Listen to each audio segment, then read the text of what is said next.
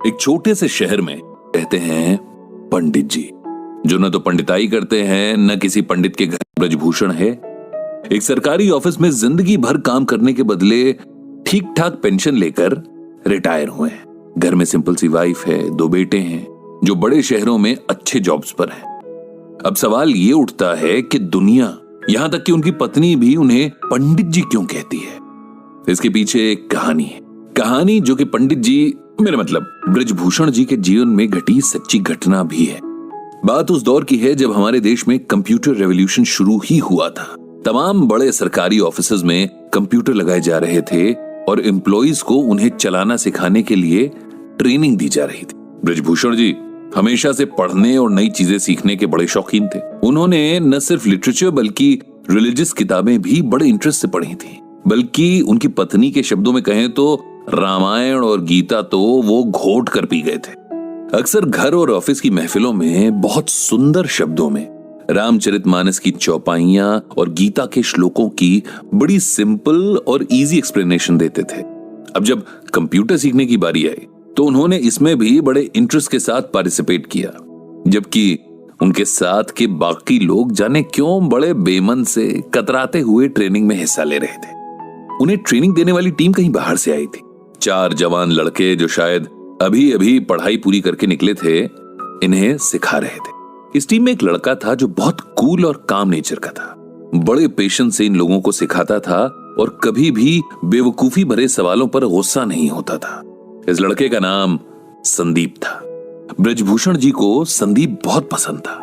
इधर कुछ दिनों से ब्रजभूषण जी देख रहे थे कि संदीप कुछ शांत सा रहने लगा था। उसके चेहरे पर हमेशा रहने वाली मुस्कान जैसे डिम सी पड़ गई थी। अक्सर कहीं खोया सा रहता और एक अजीब सी सैडनेस उसकी आंखों में बनी रहती। अब ब्रजभूषण जी एक्सपीरियंस्ड आदमी थे, जानते थे कि अगर इस एज में डिप्रेशन ने पकड़ लिया तो जिंदगी खराब कर देगा। इसीलिए उन्होंने संदीप से बात करने की सोची और एक दिन उसे डिनर पर घर बुलाया। संदीप आया और खाना खाने के बाद पंडित जी उसे साथ लेकर वॉक पर निकल गए। फिर बातों बातों में उसकी परेशानी का कारण पूछा, जिसे पहले तो वो टालता रहा, लेकिन फिर उसने अपनी परेशानी का रीजन बता ही दिया। दरअसल पिछले 5 सालों से संदीप किसी बड़े कंपेटिटिव एग्जाम की तैयारी कर रहा था और लगातार मेहनत के बाद भी तीसरी बार उसे फेलियर ही मिली थी, जिसने उसकी हिम्मत पूरी तरीके से तोड़ दी थी। उसे लगने लगा था कि उसकी जिंदगी के 5 साल बस यूं ही वेस्ट हो गए और अब उसका कोई फ्यूचर नहीं होगा। इतनी मेहनत के बाद मिले फेलियर ने उसे चौथे और आखिरी मौके के लिए भी मायूस कर दिया था। वो अब आगे एग्जाम्स की तैयारी नहीं करना चाह रहा था और कहीं ना कहीं अपनी फेलियर के लिए खुद को ही गिल्टी मान रहा था, यानी दोषी ठहरा रहा था कि शायद उसकी मेहनत में ही कहीं कमी रह गई थी। ये सब सुनकर ब्रजभूषण जी ने तुरंत संदीप को श्रीमद् भागवत गीता का ये श्लोक सुनाया। कर्मण्येवाधिकारस्ते मा फलेषु कदाचन मा कर्म फल हेतुर्भुर्मा ते संगोस्त्व कर्मणि। जानते हो संदीप, इसका मतलब क्या है, मीनिंग क्या है? ये श्लोक भगवत गीता के दूसरे चैप्टर का 47वां श्लोक है। जब अर्जुन रणभूमि पर अपने सगे संबंधी, अपने गुरु, भाई और दोस्तों को देखकर युद्ध छोड़ देना चाहते हैं, तब भगवान उसे गीता का उपदेश देते हैं। और गीता का ये श्लोक तो संपूर्ण गीता की समरी जैसा ही है। इसका अर्थ अगर समझ लें तो जीवन की सारी परेशानियां दूर हो जाएं।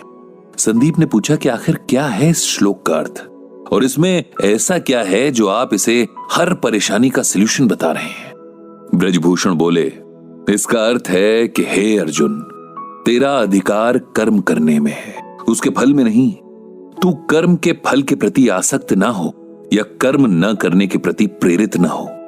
सिंपल वर्ड्स में कहें तो हम में से हर कोई कुछ भी करने से पहले उस काम के रिजल्ट के बारे में सोचता है। जैसे बच्चे पढ़ाई शुरू करने से पहले फर्स्ट आने की विश करते हैं। बिजनेसमैन दिन की शुरुआत में ही शाम तक मटेरियल पूरी तरीके से यूज हो जाने की विश करता है। इंजीनियर नक्शा बनाने से पहले ही कोई मास्टरपीस बनाने की ख्वाहिश रखता है। हाउसवाइफ सब्जी काटने से पहले ही सोचती है कि आज का खाना खाकर तो उसका परिवार उसकी तारीफ करेगा। हर कोई अपने हर काम से अच्छे फल की उम्मीद करता है, जबकि हमारे हाथ में सिर्फ और सिर्फ अपना काम करना है। उसका रिजल्ट क्या मिलेगा, कैसा मिलेगा, कैसे मिलेगा, इस पर ना तो हमारा कोई कंट्रोल है और ना ही राइट। ये सुनकर संदीप बोला, अगर हम रिजल्ट की इच्छा ही नहीं रखेंगे तो उस काम के लिए मोटिवेशन क्या रह जाएगा? ऐसे तो हम कोई भी काम बस टाइम पास के लिए ही करेंगे, नहीं? ब्रजभूषण जी बोले, नहीं, इसका ये मतलब नहीं कि हम अपने काम में इंटरेस्ट ना लें या अपने एफर्ट्स में कमी करें।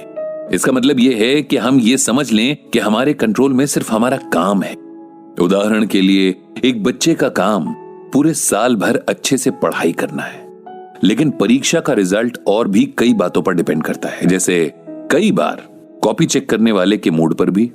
ऐसे में यदि नंबर उस बच्चे की एक्सपेक्टेशन से कम आ जाते हैं तो उसे ना तो अपनी एबिलिटी पर शक करना है, न ही आगे मेहनत करने में कोताही करनी है। हमें हर हाल में अपना बेस्ट देना है।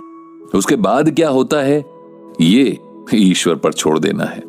किसान जब खेत में बीज बोता है, रात रात जागकर फसल को पानी देता है, तब वो अपना काम कर रहा है। लेकिन अगर सूखा पड़ जाए या उसकी फसल को कोई बीमारी लग जाए, तब किसान को अपने आप को इसकी वजह नहीं समझना चाहिए, क्योंकि ये बात उसके कंट्रोल में नहीं थी। जीवन में बहुत कुछ ऐसा है जिस पर हमारा कोई वश नहीं है, लेकिन खुद पर और अपने कर्म पर हमारा पूरा वश है। इसीलिए उसमें कमी नहीं रहनी चाहिए। जब हम इस बात को समझ लेंगे तो जीवन की छोटी बड़ी बातों में हौसला नहीं हारेंगे, खुद पर विश्वास रखेंगे और हमेशा अपना सर्वश्रेष्ठ देने के लिए तैयार रहेंगे। ब्रजभूषण जी की बातों ने संदीप पर जादू जैसा असर किया।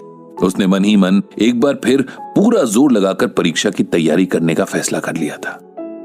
कुछ दिन बाद जब ब्रजभूषण जी के ऑफिस में कंप्यूटर ट्रेनिंग पूरी हुई और सिखाने वाली टीम को विदा किया जा रहा था, तब संदीप ने सबको इकट्ठा किया और कहा, हम सबको हमेशा कुछ न कुछ सीखने के लिए तैयार रहना चाहिए। टीचर कहीं भी किसी भी रूप में मिल सकते हैं और हो सकता है कोई ऐसा टीचर मिल जाए जो लाइफ के लिए आपका एटीट्यूड ही बदल दे। मुझे भी यहाँ एक गुरु मिले जिन्हें जीवन का बहुत एक्सपीरियंस है और इस अनुभव को बांटना भी आता है। ये गुरु हैं ब्रजभूषण जी, जिन्हें मैं आज से पंडित जी कहकर पुकारूंगा, क्योंकि पंडित का अर्थ होता है ज्ञानी, ज्ञान देने वाला। साथ ही गुरु दक्षिणा में मैंने उनके लिए एक ब्लॉग तैयार किया है जिसका नाम रखा है गीता ज्ञान। इस ब्लॉग से पंडित जी गीता के जरिए लोगों को उनकी परेशानियों में राह दिखा सकते हैं, उन्हें उम्मीद देकर नए ढंग से जीना सिखा सकते हैं। इस तरह उस दिन से ब्रजभूषण जी का नाम पंडित जी पड़ गया और उनका गीता ज्ञान ब्लॉग एक जरिया बन गया जहां लोग अपनी परेशानियां पंडित जी को लिखकर गीता के जरिए उनका सलूशन पा सकते थे।